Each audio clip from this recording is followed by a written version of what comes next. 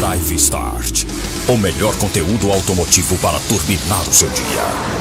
Problemas na buzina? Por tratar-se de um item obrigatório, pode render multa para o proprietário caso não esteja funcionando regularmente. Manter a buzina automotiva em perfeito estado é importante, não apenas para ficar de acordo com as leis de trânsito brasileiras, mas também para sua segurança. Afinal, ela pode ser um recurso utilizado para evitar uma colisão no trânsito. Por vezes, a buzina automotiva para de funcionar de repente e o motorista só vai descobrir isso no momento que mais precisa dela. Para não ser surpreendido e ficar na mão, confira quais são os problemas mais comuns nessa peça e previna-se. Os casos mais comuns são de fusíveis queimados, por isso, este deve ser o ponto inicial na procura do problema. É possível localizá-lo pelo manual do carro sem dificuldades. Se a placa de metal que está presente lá dentro estiver quebrada, será preciso realizar a troca. Outro defeito é no contato da buzina, que é responsável por acioná-la no momento em que o motorista aperta o volante. Se ele estiver com defeito, é necessário retirar o volante para realizar o conserto.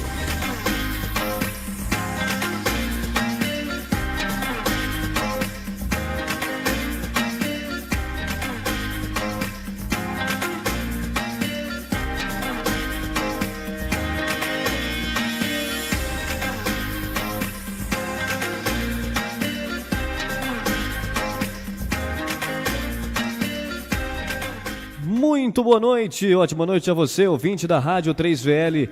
Hoje, terça-feira, dia 11 de agosto de 2020, mais uma edição do Direito em Foco no ar aqui na Rádio de Ibirité. E hoje vamos receber via videoconferência o Dr. Rodrigo Fernandes para falar sobre uma nova visão sobre o passivo trabalhista de uma empresa. Daqui a pouquinho estamos de volta para chamar aí o Dr. José Geraldo de Moraes e a doutora Isabela Gonçalves para apresentar o nosso convidado de hoje. Antes disso, tem um breve recadinho do Pedal Gel.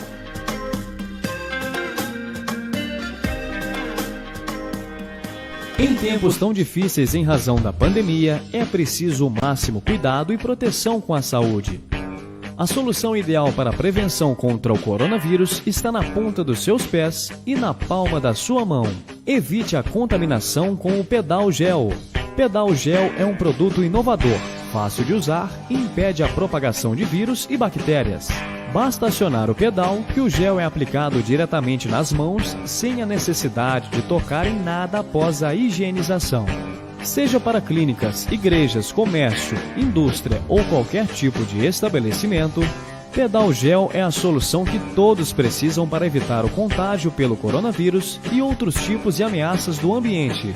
Com o Pedal Gel, você ajuda a combater a pandemia. Para mais informações, entre em contato com a Tipo Magraf, DDD 31 3444 1433 ou WhatsApp DDD 31 99956 1433. Avenida Cristiano Machado, número 327, em Belo Horizonte.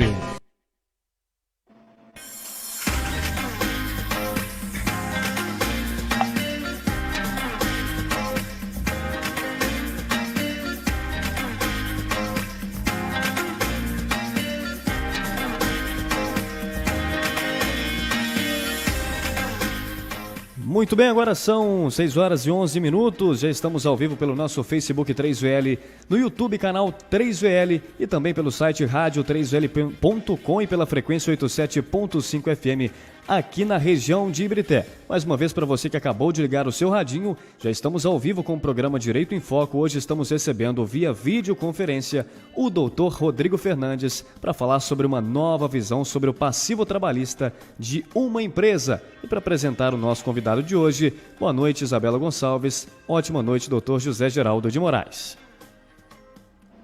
Boa noite, Thales. Boa noite, Dr. José Geraldo. Boa noite, Dr. Rodrigo Fernandes.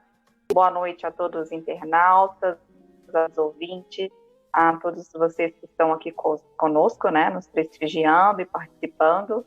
Quero dar as boas-vindas ao Dr. Rodrigo. Seja muito bem-vindo. É uma honra tê-lo aqui conosco. Muito fique bom. Tá. Passa a palavra do Dr. por favor. Boa noite, doutor. Tudo bom? Boa noite, Thales. Boa noite, doutor Rodrigo Fernandes. Boa noite a todos os nossos colegas e ouvintes, internautas. Hoje é um dia muito importante para a advocacia, hoje é dia do advogado. Então, eu gostaria de parabenizar todos os colegas advogados, doutoras, doutores, pelo nosso dia, né? Hoje nós vamos receber o doutor Rodrigo Fernandes. Eu vou fazer uma apresentação diferente. Eu gostaria que o próprio doutor fizesse uma apresentação sobre a sua formação acadêmica, sua área de atuação, como que ele milita na advocacia nesse mercado. É responsabilidade, né? Justamente no dia do advogado, eu aqui na live com vocês, né? Beleza, gente. Muito obrigado. É uma honra estar participando aqui com vocês aí do Direito em Foco, um trabalho excelente que vocês fazem aí de divulgação aí do trabalho do advogado, dessa militância nossa aí. Mas o que eu faço, doutor, é o seguinte, eu vou primeiro apresentar minha formação. Eu sou advogado, eu formei em 2011, e desde sempre eu atuei na Justiça do Trabalho por parte do empregador, entendeu? E a partir dessa minha atuação inicial, trabalhando como associado em um escritório, eu consegui identificar que existem algumas nuances no direito do trabalho, na atuação do advogado trabalhista por parte do empregador, que a gente pode alterar no sentido de trazer mais benefícios para as empresas, porque existe uma atuação convencional e eu falo com os meus colegas que eu estou meio que remando contra a maré. E às vezes o pessoal não consegue entender como que isso pode ser um benefício para a empresa, porque quando você fala de justiça do trabalho para o empregador quer sair correndo, não é? Uhum. Eu estou querendo meio que desmistificar isso, doutor. Essa é a minha... E desde sempre, aí eu trabalhei no escritório do doutor Vinícius Leôncio como advogado, e desde 2015 eu atuo por conta própria, sabe? Já atuando, só fazendo esse tipo de procedimento na Justiça do Trabalho. É muito bacana. Não, eu acabei esquecendo de parabenizar advogados, né? Dia do advogado, a atuação dos nossos, tanto advogados quanto advogadas, é de suma importância, tanto no âmbito judicial quanto na atividade extrajudicial. Quando a gente fala aqui do extrajudicial, nós estamos falando dos cartórios, porque hoje existem inúmeros procedimentos que os advogados eles podem estar atuando, né, propiciando a celeridade, né, resguardando ali vários direitos, né, e as partes com certeza são ali assistidas por seus advogados, né, e né, pelos profissionais, seja o tabelião ou oficial de registro. Então, quero deixar, né, os meus parabéns aí aos operadores e parabenizar, né, também o doutor Rodrigo. Então, pelo que eu entendi, doutor Rodrigo, o senhor iniciou a sua carreira inicialmente advogando para o empregador, certo? Na verdade, assim, eu trabalhei num escritório que mexia com direito tributário, e ele tinha o direito trabalhista como um suporte do escritório, porque às vezes o empresário ele contrata um escritório que mexe com direito tributário, e às vezes ele contrata a parte trabalhista como um acessório ali, para auxiliar. E eu ficava nesse escritório ali, atuando dessa maneira. E eu comecei a perceber que existia vamos colocar assim, uma atuação que não era muito condizente com o benefício do cliente. Por quê? Advogar no direito tributário de uma maneira protelatória, isso aí é conveniente. Agora, na Justiça do Trabalho, totalmente contraintuitivo. E aí eu fui e resolvi fazer uma advocacia um pouco diferenciada, e já tem algum tempo aí que eu estou batalhando, tentando mostrar isso para o empresário, que tanto resolver de uma maneira extrajudicial é muito melhor do que você passar por essa questão totalmente judicial, entendeu? Judicializar tudo, esperar fazer recurso, isso na Justiça do Trabalho só para um setor que compensa, que é o setor bancário. Se a gente for olhar a respeito de dinheiro mesmo, número mesmo, aí só compensa para o setor bancário. Na verdade, a tendência. Eu e o Geraldo, nós temos acompanhado alguns convidados aqui, né, e muito se fala sobre a questão da conciliação e mediação, né? Então, os advogados, eles têm que ter aí uma visão, a advocacia, ela tem que mudar, né? Nós temos que, assim, aí eu falo como tabeliana, não como advogada, tá? Mas pelo que eu percebo, né, para que o judiciário, ele está sobrecarregado, né? Então, até para que as partes possam chegar a um acordo, né? Eu acho que o caminho é esse, né? Seria não a advocacia litigiosa, diríamos assim, ou uma advocacia voltada mais para um diálogo, né? Para um consenso, é isso, né? Exatamente. E a gente tem várias ferramentas que auxiliam isso, entendeu? Por exemplo, e aí é o que eu falo que eu estou meio que remando contra a maré. Por exemplo, o Sindicato dos Trabalhadores. Quando você fala Sindicato dos Trabalhadores para o empresário quer passar longe. Então, na verdade, a gente pode utilizar o Sindicato dos Trabalhadores como auxiliar na solução desses conflitos. O Sindicato dos Trabalhadores, ele tem o poder substitutivo, ele pode substituir várias pessoas ao mesmo tempo, vários trabalhadores ao mesmo tempo. Se a gente utilizar dessa ferramenta, a gente pode conseguir acordos judiciais assim, excelentes no intuito de ajudar o próprio empresário, entendeu? Inclusive, eu já tenho alguns casos de sucesso nesse sentido, de procurar o próprio Sindicato dos Trabalhadores.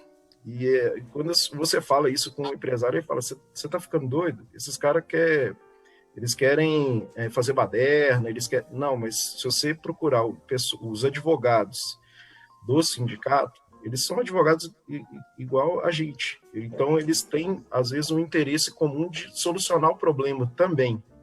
E eu acredito que é esse tipo de advocacia que vai perdurar aí nos próximos anos, viu, doutora? Que é justamente essa aí conciliação. O senhor está falando isso principalmente nesse momento que nós estamos vivendo de pandemia, né? Exatamente, mas pode ser antes também. É o que vai chover de ação, né? Com essa demissão em massa aí, é o que nós teremos. Assim, nós já sabemos que os números são alarmantes. Não sei, o doutor Zé Geraldo é mais do que eu. Quantos mil desempregados nós já temos aí? Acho que... Pode falar. Nós já batemos mais de 13 milhões de desempregados, né? Mas, de qualquer forma, doutor, acho que essa análise é muito interessante, principalmente nesse momento agora de pandemia, porque antes da pandemia, nós já havíamos, ou presenciamos, né, no nosso cotidiano, empresas com problema sério de passivo trabalhista, né? Normalmente aquelas empresas que não levam muito a sério a questão do seu registro, da sua organização, do seu controle, do respeito à legislação trabalhista, né? Houve uma série de mudanças trabalhistas aí de 2015 para cá. A Justiça do Trabalho está sempre inovando nos seus entendimentos em relação à questão trabalhista. Os sindicatos, com as suas convenções coletivas, seus acordos coletivos, sempre trazem matérias novas no âmbito do direito do trabalho, dentro das suas corporações, né? Então, eu gostaria que o senhor falasse para a gente um pouquinho, primeiro, o que é o passivo trabalhista dentro de uma empresa? E segundo, é possível uma advocacia preventiva dentro de uma empresa? Porque nós sabemos muito bem que hoje em dia o empregado, muitas vezes, ele sabe mais ou sabe tanto quanto o seu empregador em relação às leis trabalhistas, né? Então, ele já chega com muitos direitos na cabeça, já pesquisou lá no Google, já perguntou para um, já perguntou para outro, então ele já tem uma certa noção do que é direito trabalhista, e aí o empregador que não tem uma um suporte jurídico preventivo, ele fica meio assim desnorteado em relação a isso. Como que essa advocacia preventiva pode ajudar a diminuição do passivo trabalhista dentro de uma empresa? Perfeito, doutor José Geraldo, essa pergunta. A gente costuma, você é advogado, você sabe que o advogado às vezes é chamado na hora que o incêndio está pegando, né? Na hora que já está tudo em cima, já tem execução. Eu atuo mais nessa fase já de execução já. Eu gosto de atuar mais nessa fase de execução. Mas esse trabalho preventivo, ele começa, eu acredito, doutor, o empresário olhando para dentro da empresa dele, o negócio dele. E a gente sabe que, às vezes, o empresário está resolvendo um tanto de problema dentro da empresa dele, que essa... Aí acaba que o que poderia diminuir esse passivo trabalhista lá na frente, que seria essa questão de uma consultoria, uma advocacia preventiva anterior, acaba virando uma advocacia que a gente tem que aplicar alguns remédios lá na frente, já com processo em andamento, entendeu? E no meu caso, como eu atuo mais nessa fase de execução, eu procuro minimizar os prejuízos que já estão lá calculados, já estão sendo atualizados ali todo mês, 1% ao mês mais correção monetária. E aí o que eu proponho para o cliente quando ele já tem esse montante de processo ajuizado ou em fase de execução?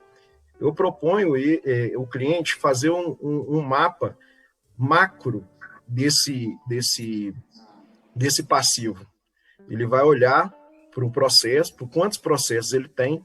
Vamos colocar, eu tenho 100 processos e minha dívida é de R$1 milhão. Então, vamos começar a elaborar estratégia para resolver esse passivo de R$1 milhão, entendeu? Porque o normal hoje é o quê?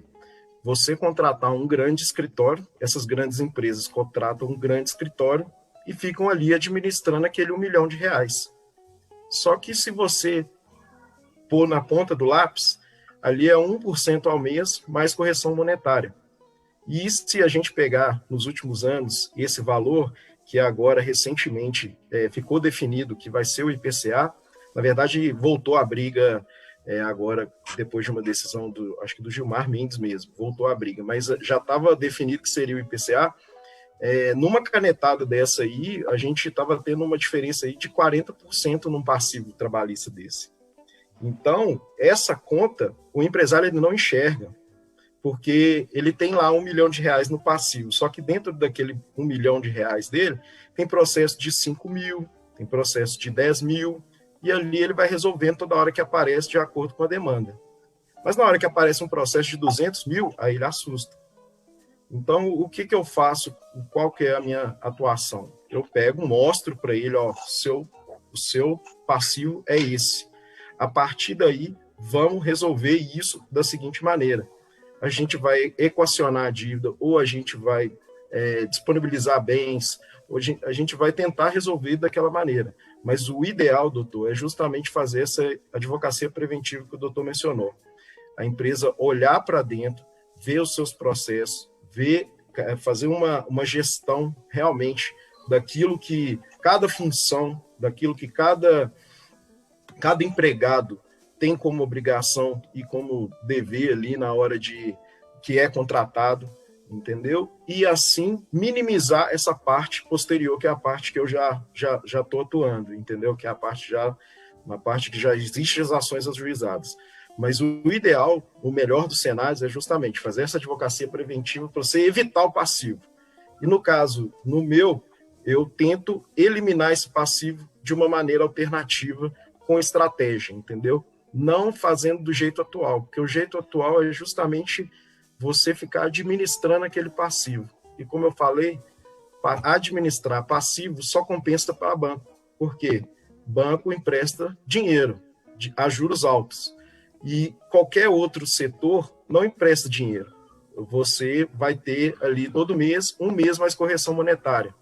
Hoje a Selic está baixa, né? Mas há alguns anos aí ela chegou a ser 14% ao ano. Então, se você coloca 1% ao mês mais 14%, dá 25% ao ano que o empresário estava perdendo ali, ele não estava nem vendo esse dinheiro, entendeu? Então, doutor, sim? Pode falar. Não, só queria interrompê-lo, porque nós temos também as pessoas que não têm formação jurídica estão nos assistindo, né? Sim. Então, só procure só um pouquinho para os nossos ouvintes, como é que nós poderíamos colocar numa linguagem, assim, talvez, menos técnica, do que seria esse passivo trabalhista, só para que eles possam compreender melhor. Sim. O passivo trabalhista, no caso, quando eu falo assim, passivo trabalhista, já são as ações que estão em fase de execução. Ou seja, quando a empresa ela é demandada judicialmente, existe uma ação e aí essa ação tem a fase de conhecimento. E depois dessa fase de conhecimento, que o juiz já definiu, você vai ser condenado aqui. Geralmente, na Justiça do Trabalho, existe uma condenação logo depois da segunda audiência de instrução, aí já marca a sentença, e depois já começa a partir ou para a fase recursal, ou para a fase de liquidação e de cálculo do valor mesmo que tem que pagar. Só que o normal da atuação hoje no mercado que a gente vê é o quê? Quando já chega nesse valor, já tem um valor X para a empresa pagar. A empresa tem que pagar R$10 mil. A gente vê que, às vezes, algumas atuações são no sentido de protelar esse valor e ficar enrolando. Eu vou tentar fazer um recurso, eu vou fazer ali na fase de execução mesmo, você pode interpor vários recursos, exceção de pré-executividade, ficar colocando aqui, na verdade, protelando, ficar enrolando para pagar.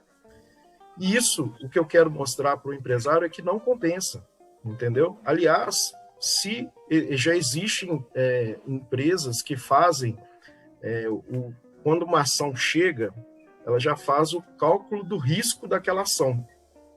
E isso também, porque a ação sempre vai existir. Quando tem grandes empresas, a gente está falando que a ação sempre vai existir, uma reclamatória.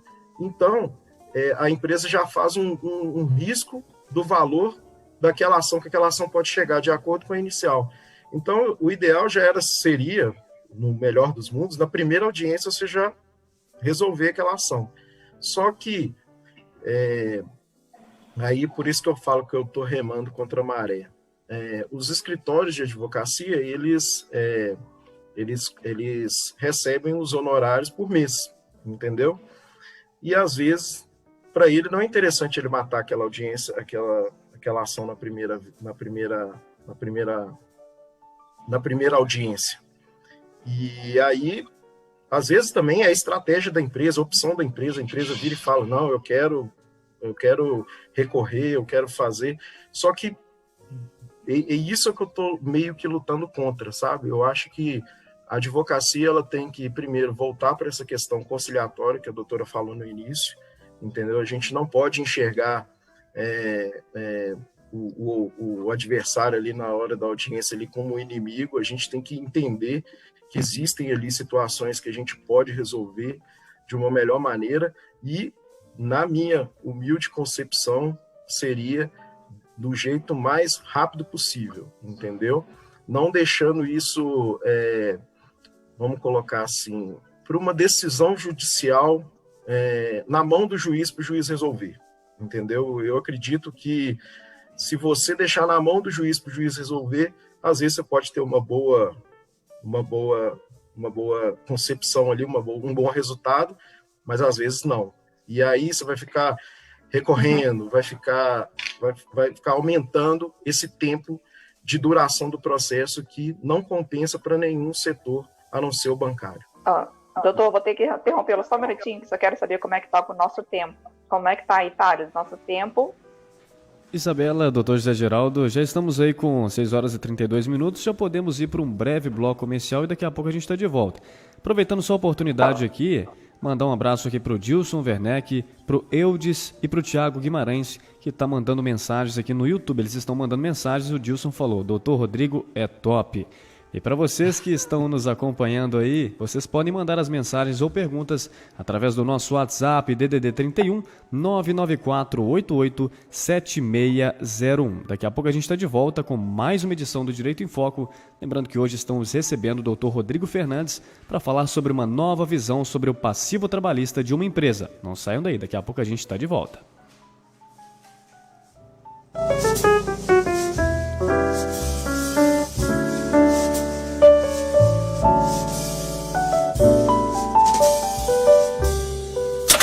Drive Start, o melhor conteúdo automotivo para turbinar o seu dia.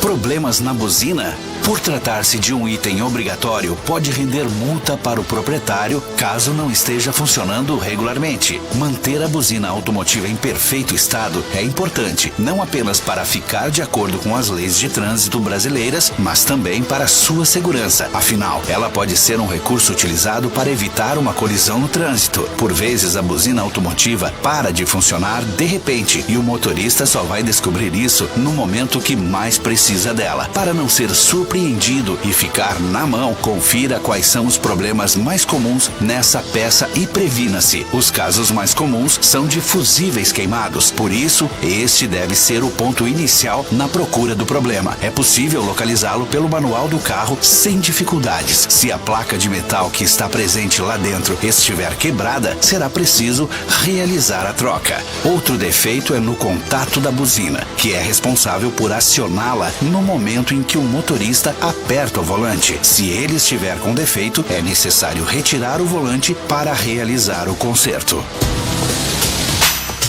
Tá todo mundo ligado!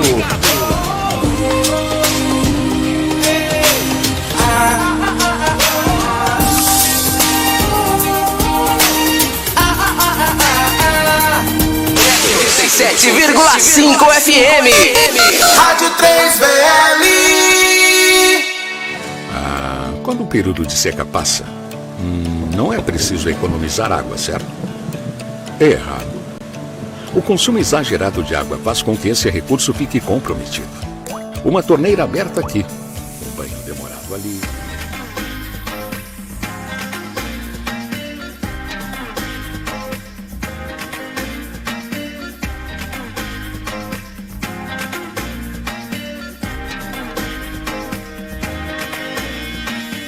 Muito bem, estamos de volta. Hoje, terça-feira, dia 11 de agosto de 2020, mais uma edição do Direito em Foco no ar aqui na Rádio 3VL. Estamos ao vivo pelo Facebook 3VL, pelo YouTube canal 3VL, pelo site rádio3vl.com e pela frequência 87.5 FM para quem mora aqui na região de Ibirité. Para você que ligou o rádio agora, estamos recebendo o Dr. Rodrigo Fernandes para falar sobre uma nova visão sobre o passivo trabalhista de uma empresa. Para você que está ouvindo a gente, caso você tenha alguma dúvida ou alguma observação, o WhatsApp 3VL é o 994887601. E agora eu volto a bola para o Dr. José Geraldo de Moraes e também para Isabela Gonçalves. Obrigado, Já falei muito, vou deixar o doutor José Geraldo falar. Vou ficar quietinho agora. Doutor Rodrigo Fernandes, nós sabemos que a grande maioria das empresas no Brasil elas são pequenas, ou microempresas, ou pequenas empresas, né? As grandes empresas, as grandes corporações têm lá seus departamentos jurídicos, seus RHs bem organizados, mas a grande maioria das empresas são pequenas ou microempresas. E, na verdade, são essas que geram a maior quantidade de empregos no Brasil, né? E essas empresas, muitas vezes, elas não têm condições ou estrutura operacional para ter um bom registro, por exemplo, de ponto, folha de pagamento, um contato mais próximo com o sindicato, aquilo que o senhor havia falado no início. Então, eu acredito que seria muito mais interessante para a empresa ela evitar uma ação judicial, né? Ela evitar chegar no momento da execução, porque no momento da execução já é um momento crítico para a empresa. É um momento que dificilmente ela vai escapar, a não ser que ela venha ocultar patrimônio, que é muito comum também isso acontecer, né? E sócios também ocultar patrimônio para não pagar a ação trabalhista, o valor sentenciado. O senhor pode nos falar, o senhor que tem experiência aí mais próximo com as empresas, O que uma empresa, hoje em dia, que é pequena, que é microempresa, que tem lá 2, 3, 4, até 10 empregados, como que ela pode evitar um passivo trabalhista? Quais são aqueles procedimentos no dia a dia da empresa que ela pode evitar, por exemplo, um descompasso na questão do ponto, da folha de pagamento, da relação com o sindicato, para evitar que o funcionário, depois de demitido, acione o judiciário? Qual que é assim, a prática, bem resumidamente falando, assim, simples para o microempresário, que muitas vezes não tem uma assessoria, ele se resguardar desse passivo trabalhista?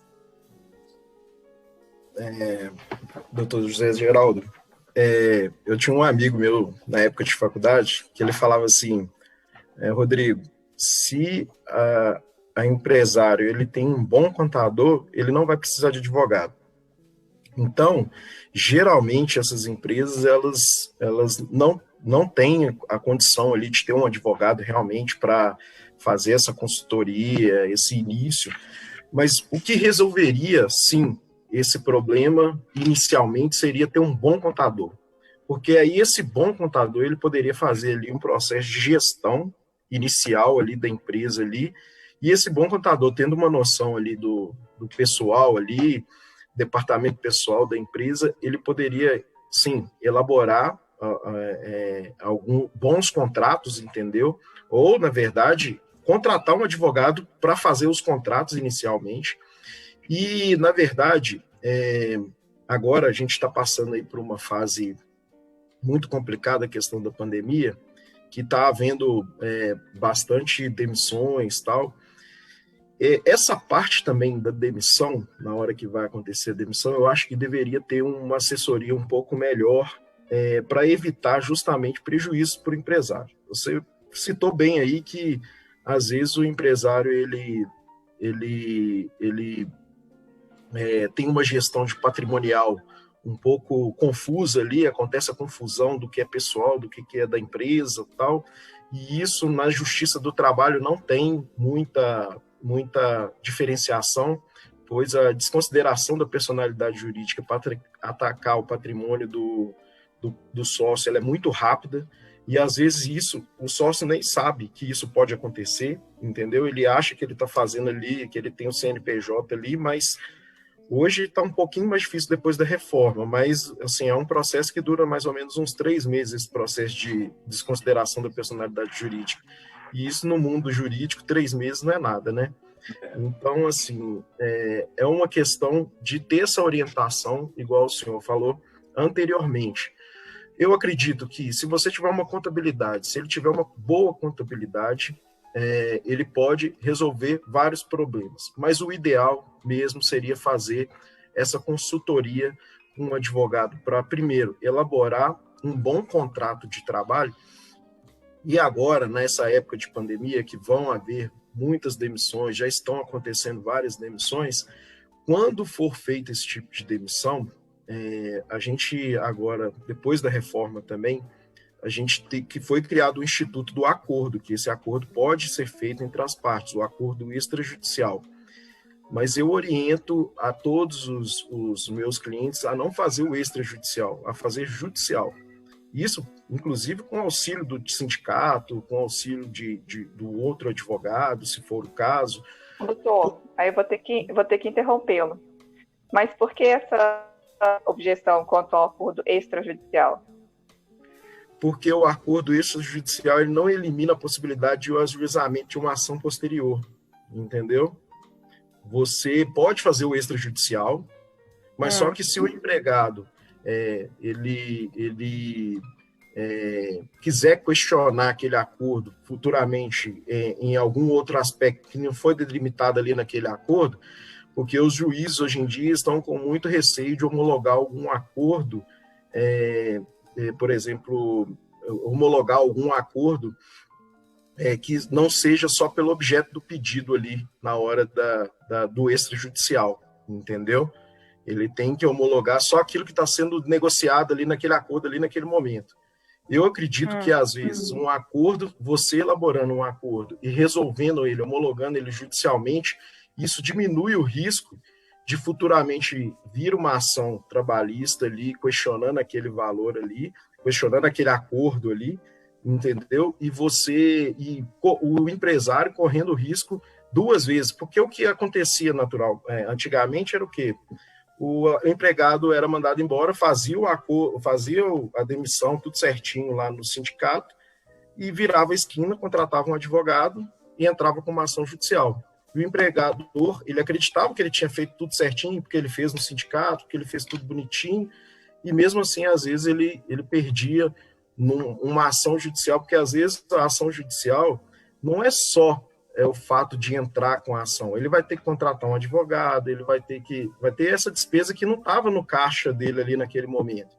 Então, se no ato de uma demissão, agora vamos colocar na nossa realidade hoje, que está acontecendo várias demissões em massa, você faz um acordo e homologa isso judicialmente, eu acredito que seja a melhor maneira para o empresário ele ter uma segurança judicial posterior, entendeu? No sentido de que o empresário ele não possa correr o risco novamente de ser surpreendido depois de uma ação judicial, entendeu? Entendi. É engraçado que a gente, lamentavelmente, eu até falo que aqui no cartório, né, a gente acaba tendo que partir do princípio, infelizmente, de que as pessoas, elas nunca estão de boa fé, né? Então, lamentavelmente, infelizmente, né, a gente acaba tendo que adotar medidas pensando que amanhã ou depois a pessoa pode mudar, né? Não sei lá. Então, assim, eu falo que o Zé Geraldo já ouviu falando isso várias vezes. Eu falo que muitas vezes os bons acabam pagando pelos maus, né? Eu acredito, inclusive, que são algumas práticas, né, que a gente observa até no momento que a gente atende algum empregado, eu que advogo mais para o reclamante, né, e eu observo que a grande demanda deles, muitas vezes, é relacionada a horas extras, por exemplo. Né? Horas extras, em questão de horários e tal. Então, o que a gente observa é que a empresa, muitas empresas, ela não tem muito cuidado em relação à questão de ponto, né? Controle de ponto. Então, aquela exigência lá do mínimo de empregados para se registrar ao ponto, muitas empresas, elas realmente cumpriam essa exigência mínima, né? E elas, muitas vezes, não tinham esse controle. E a ausência do controle do ponto geraria dúvidas em relação às horas trabalhadas, que é justamente a questão das horas extras. Então, é um ponto que eu acho que as empresas deveriam ficar mais preocupadas. E se ela, independente se ela tem 1, 2 ou 3 empregados, ela deveria logo instalar um ponto eletrônico, né? Ponto eletrônico para que não haja dúvidas. Eu vejo demais isso. E principalmente aquelas empresas que ainda cismam em fazer o chamado registro britânico do ponto. Horas fechadinhas, horas que é impossível de serem cumpridas. Então, esse tipo de registro não tem muita credibilidade no judiciário, né?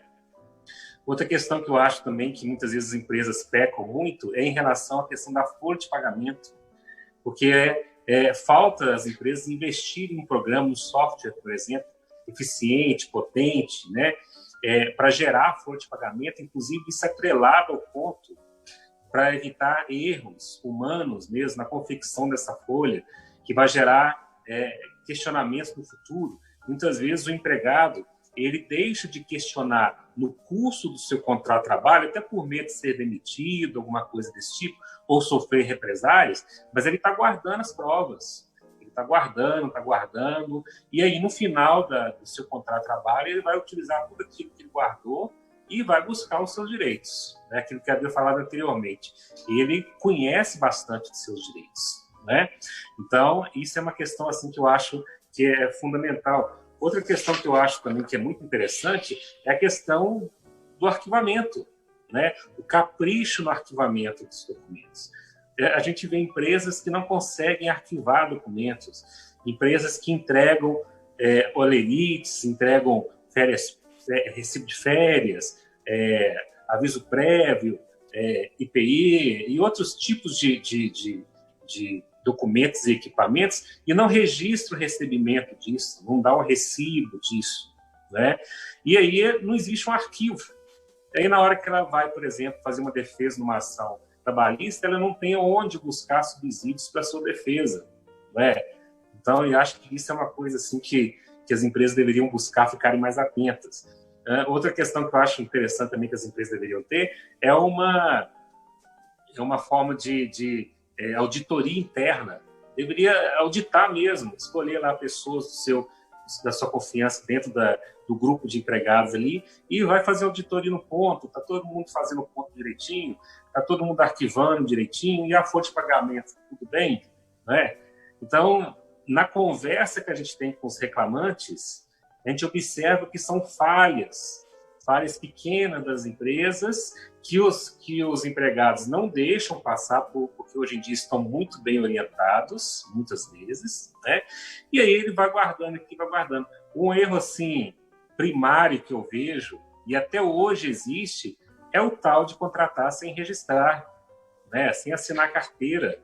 Até hoje a gente vê pessoas que insistem em contratar sem registrar carteira, sem vínculo empregatício. Então, assim, são erros que, no meu ver, poderiam ser muito bem trabalhados numa advocacia preventiva, numa boa contabilidade, né? Tanto o advogado quanto o contador deveriam ficar mais atentos à questão dos acordos coletivos de trabalho, não é? Ter uma relação mais próxima com os sindicatos. Aquilo que o senhor falou, que o empregador tem pavor de sindicato, mas, na verdade, muitas vezes, essa aproximação com o sindicato pode trazer benefícios, né? Até com o Ministério Público do Trabalho, né? Até com eles deveria ter um estreitamento de relações para evitar esse tipo de... O que o senhor acha a respeito disso? Totalmente a favor desse tipo de advocacia. O que o senhor falou vai de encontro àquilo que eu havia falado anteriormente, que é a empresa ter uma boa contabilidade. Às vezes, você ter uma boa contabilidade, uma contabilidade séria, ela oferece isso tudo que o senhor falou.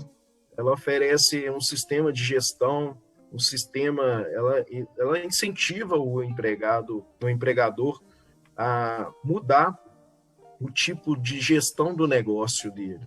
Inclusive, a gente já percebe que o próprio serviço de contabilidade também ele está mudando, porque antigamente a gente via contador que era só aquele que tirava a guia ali e mandava para o empregador trabalhar. Agora a gente já vê outros profissionais já preocupados com essa questão de gestão mesmo da empresa, e isso facilita muito o serviço do advogado. Eu vou contar um caso para você que não sei se você vai acreditar, mas quando eu trabalhava nesse primeiro escritório que eu falei para você como advogado associado, eu pedia documentação para fazer a defesa, que lá basicamente eu tinha que ficar fazendo defesa, ficar protelando, e era uma advocacia que eu não acreditava muito, mas eu tinha que fazer porque eu era associado e aí eu recebi o salário, então você tem que fazer. Só que aí você pedia documentação, vinha papel de aqueles recibos assim, ó, de escrito assim, às vezes um papel, cortou um pedaço de papel, assim, parecia que esse papel de pão mesmo, sabe? Escrito assim, ó, vale para fulano de tal. E às vezes a gente ia, e eu ficava falando, gente, eu vou ter que juntar isso num processo, entendeu? Para mostrar isso para o juiz. E aí você vai de encontro aquilo que você falou. Às vezes um arquivo não consegue arquivar as coisas da maneira ideal. Então, ter essa advocacia preventiva é o ideal. Ah, não tenho condição porque meu negócio é muito pequeno. Então, contrata um contador sério. Esse contador sério ele vai te ajudar bastante. Ah, vou fazer uma demissão em massa. Aí sim, contrata um advogado. Aí você contrata para você não ter problema futuro. Porque nesse momento da demissão, você tem uma oportunidade de fazer uma boa negociação, entendeu? E essa boa negociação ela vai futuramente te prevenir de dores de cabeças imensas, assim, que às vezes o cara acha que...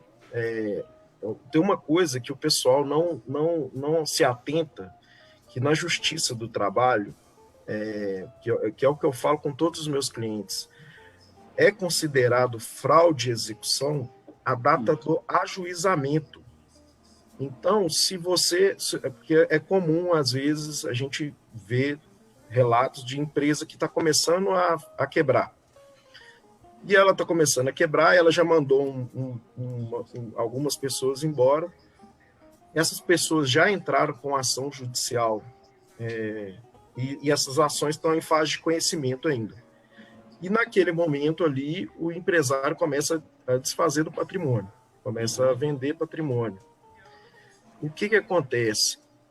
Para a Justiça do Trabalho, o que importa não é a data da execução, a data que começou a execução, e sim a data do ajuizamento.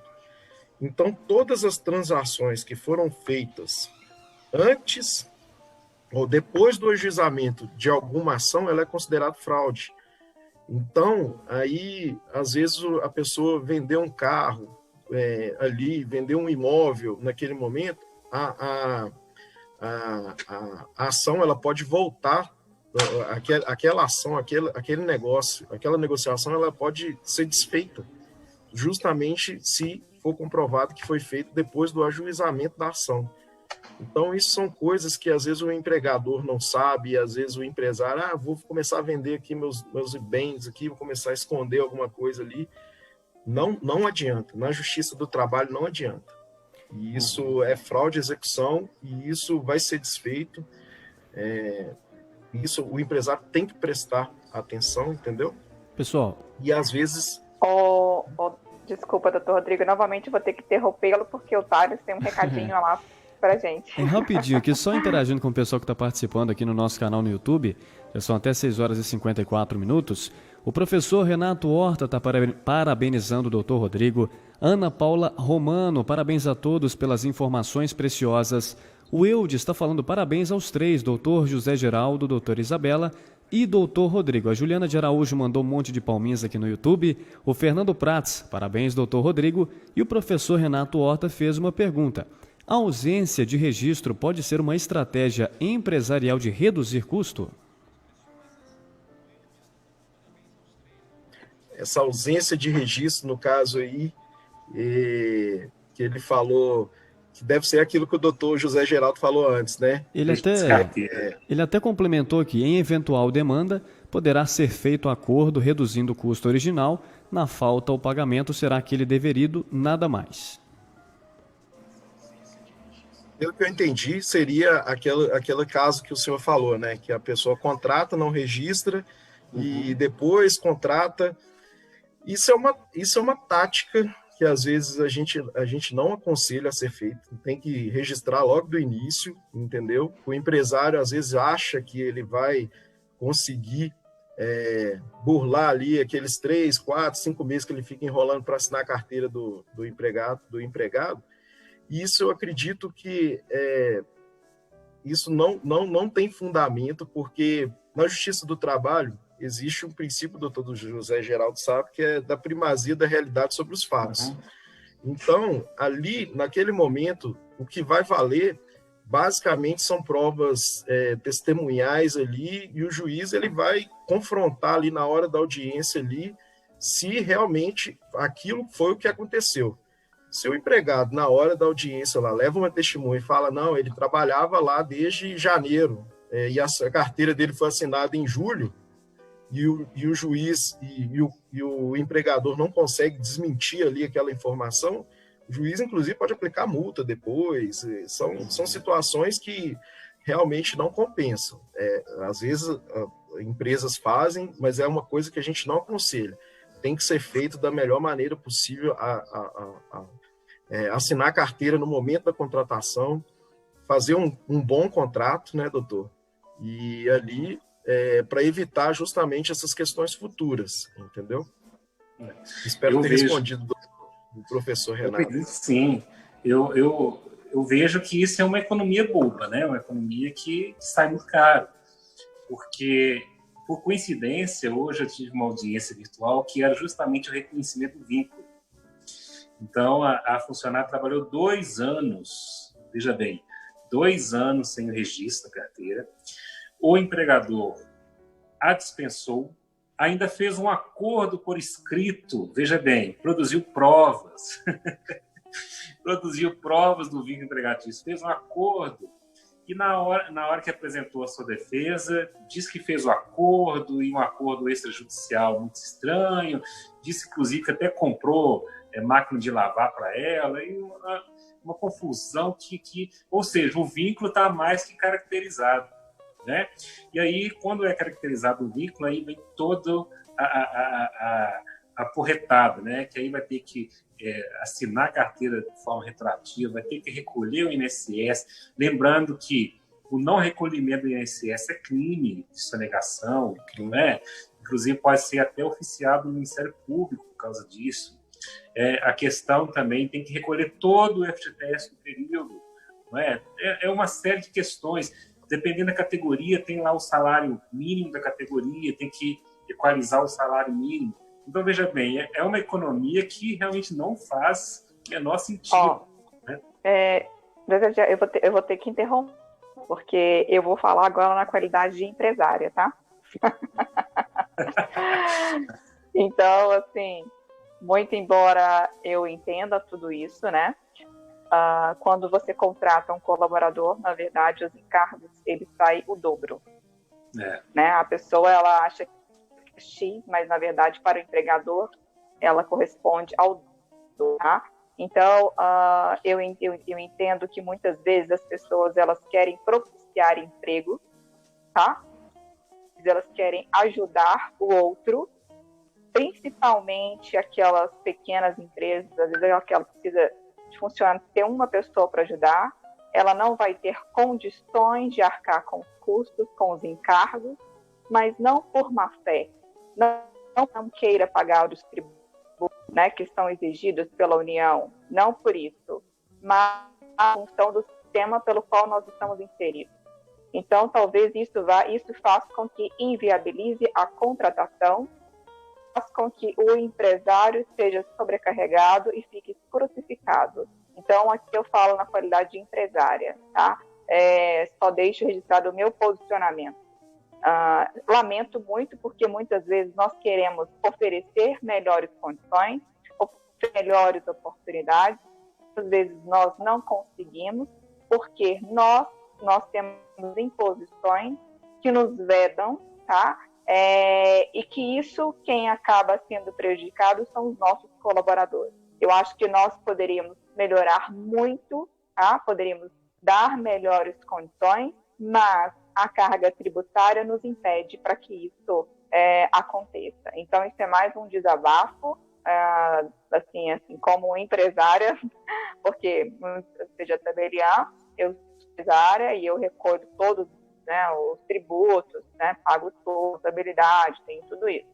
É um privilégio grande e enorme para aqueles que têm condições de ter uma gestão. Nós sabemos que me parece aí que o PIB ele é sustentado por 80% do microempreendedor. 80% do PIB vem do microempreendedor. Então, você vai querer que o microempreendedor tenha um contador, um advogado? Isso não é possível, né? A gente precisa de algumas estratégias para atender a essas pessoas que tentam o sistema. Não sei, talvez alguns cursos, gestões. Vocês como advogados, né, vocês poderem orientar, ser mais acessíveis. Não estou criticando aqui não, ok? Só estou dizendo no sentido de poder ajudar aqueles que estão colaborando para o crescimento da economia, entende? Porque o empresário sofre muito com isso. Para o empresário é muito grande.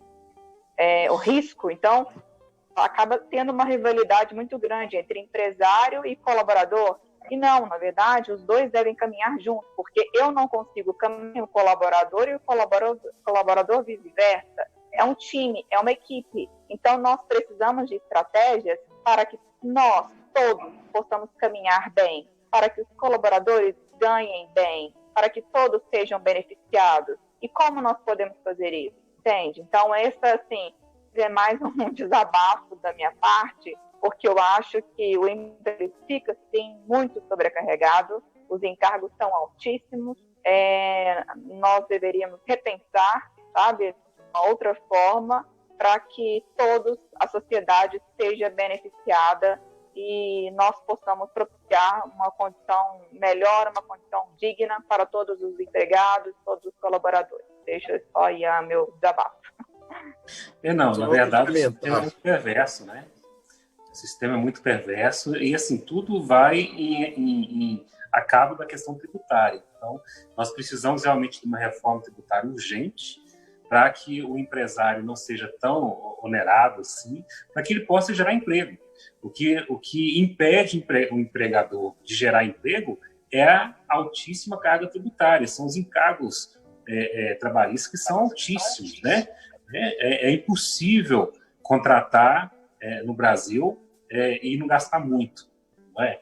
Então, assim, se resolver essa questão da carga tributária exorbitante do Brasil e o empregador ser menos onerado, ele vai poder contratar mais, vai poder pagar melhor e vai poder, inclusive, contratar lá a sua devida assessoria para não sonegar, para não gerar passivo trabalhista, né?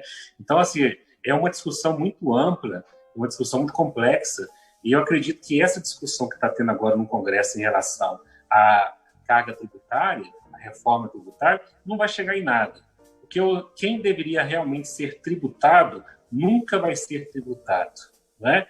E quem paga realmente a conta são aqueles que produzem, que geram renda, e as pessoas que da classe média, porque os ricos mesmo não vão sentir isso no bolso, né? Então é tudo muito injusto, tem que melhorar. Doutor Rodrigo, eu admiro, assim, doutor Rodrigo, acho bacana a sua visão, sabe? Porque pela primeira vez eu vi um advogado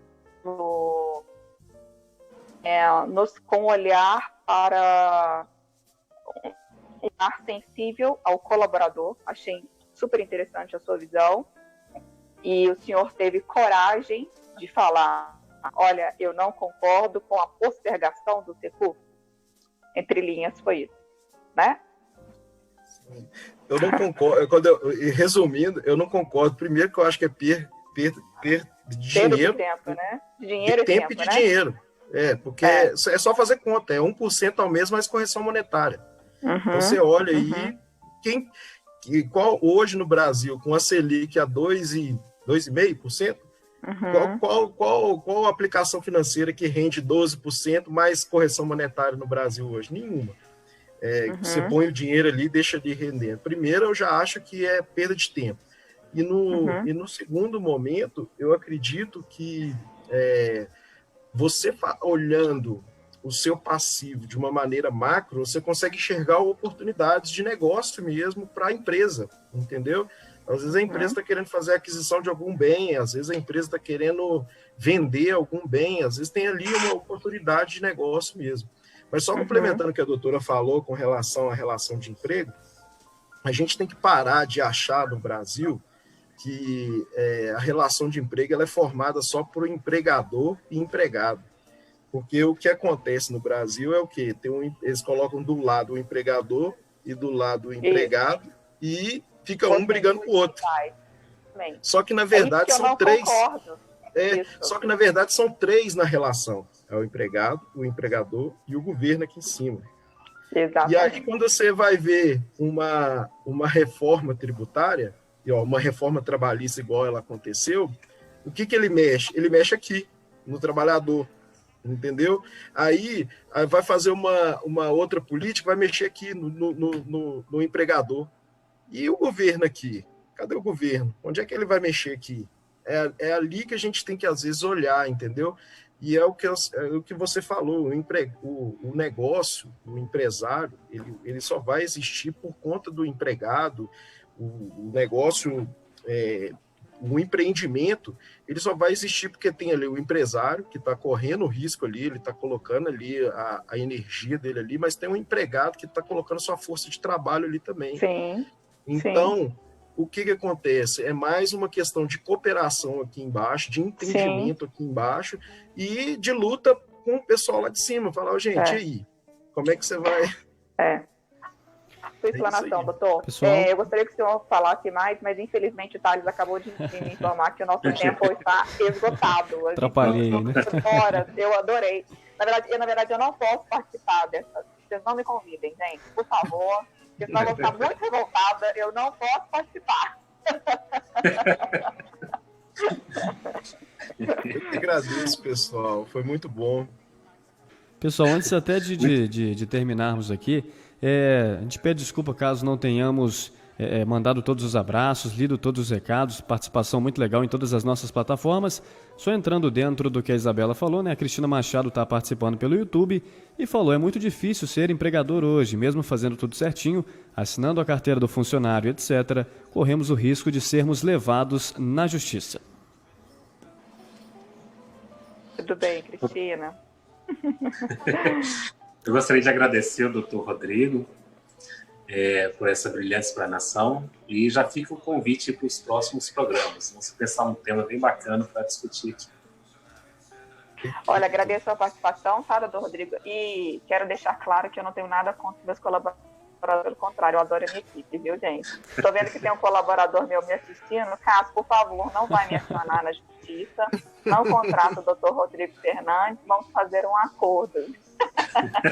Brincadeira, ele não vai me deixar, não, e nem me deixa, pelo amor de Deus, estou fazendo em um público. Brincadeira, pessoal. Eu desejo boa noite, viu? Muito obrigada pela sua participação, doutor Rodrigo. Obrigado, eu que agradeço, gente. Precisando, a gente está sempre à disposição aí para fazer esse bate-papo aí com vocês. Foi muito legal. Quando quando voltar o presencial, quero ir no estúdio, viu, gente? com certeza. É melhor. Muito melhor. Tá bom. Pessoal, no mais, bom descanso. Obrigado, doutora Isabela Gonçalves, doutor José Geraldo de Moraes, doutor Rodrigo Fernandes. Mais uma edição do Direito em Foque. Para você que nos acompanhou, lembrando que o programa fica salvo nas nossas redes sociais, Facebook 3VL, YouTube canal 3VL. Na semana que vem a gente volta com mais Direito em Foque. Daqui a pouquinho na programação da Rádio 3VL tem futebol, tem Série B, Guarani versus Cruzeiro. Um abraço a todos, Rádio 3VL e você sempre na mesma sintonia.